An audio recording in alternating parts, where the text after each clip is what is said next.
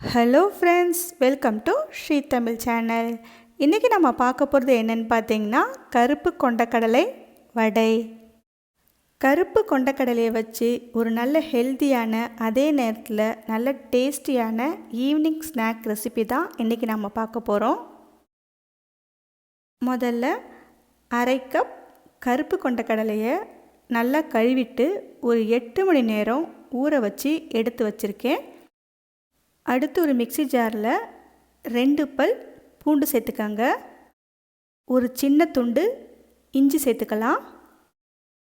அரை ஸ்பூன் சோம்பு சேர்த்துக்கலாம். 2 பச்சை மிளகாய் சேர்த்துக்கங்க. ஒரு காஞ்ச மிளகாய். பச்சை மிளகாயும் காஞ்ச மிளகாயும் உங்கள் விருப்பத்துக்கு ஏற்ற மாதிரி கூட குறைய சேர்த்துக்கங்க. இப்போ இது எல்லாத்தையும் கொஞ்சம் கொரப்பாக அரைச்சி எடுத்துக்கங்க. இப்போ இது கூட நாம் ஊற வச்சு எடுத்து வச்சுருக்கிற கொண்டக்கடலையை சேர்த்துக்கலாம். இதையும் மசால் வடைக்கு அரைக்கிற மாதிரி கொஞ்சம் கொரப்பாகவே அரைச்சி எடுத்துக்கங்க. ரொம்ப மைய அரைச்சிட வேண்டாம். இப்போ இது கூட ஒரு பெரிய சைஸ் வெங்காயத்தை பொடியாக நறுக்கி சேர்த்துக்கங்க. பொடியாக நறுக்கிய கொத்தமல்லி ஒரு 2 டேபிள் ஸ்பூன், பொடியாக நறுக்கிய கருவேப்பிலை ஒரு டேபிள் ஸ்பூன், ஒரு 5 புதினா இலையை நறுக்கி சேர்த்துக்கங்க.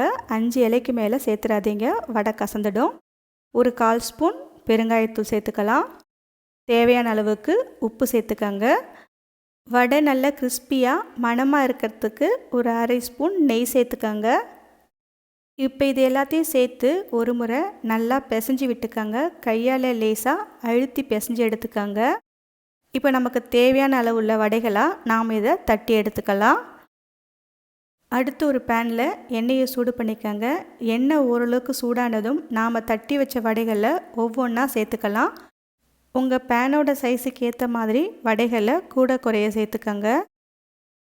எல்லா வடைகளையும் சேர்த்ததுக்கப்புறம் அடுப்பை மீடியம் ஃப்ளேமில் வச்சு நல்லா வேக விடுங்க. அடுப்பு தீ அதிகமாக இருந்துச்சுன்னா உங்களுக்கு வடை சட்டுன்னு வெளியே கருகிடும், உள்ளே வேகாது. இப்போ மீடியம் ஃப்ளேம்லேயே 2 பக்கமும் நல்லா செவந்து கிறிஸ்பியாக வர வரைக்கும் நாம் இதை வேக வச்சு எடுத்துக்கலாம். பார்த்திங்கன்னா வடை லேசாக செவக்க ஆரம்பிச்சிடுச்சு.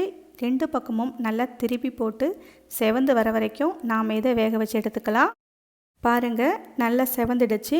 இப்போ நாம் இதை எடுத்துடலாம். அவ்வளவுதான், வடை சூப்பராக ரெடி ஆகிடுச்சு. இந்த ஹெல்த்தியான கருப்பு கொண்டக்கடலை வடையை நீங்கள் உங்கள் வீட்டில் ஒரு முறை ட்ரை பண்ணி பார்த்துட்டு எப்படி இருக்குன்னு சொல்லுங்கள்.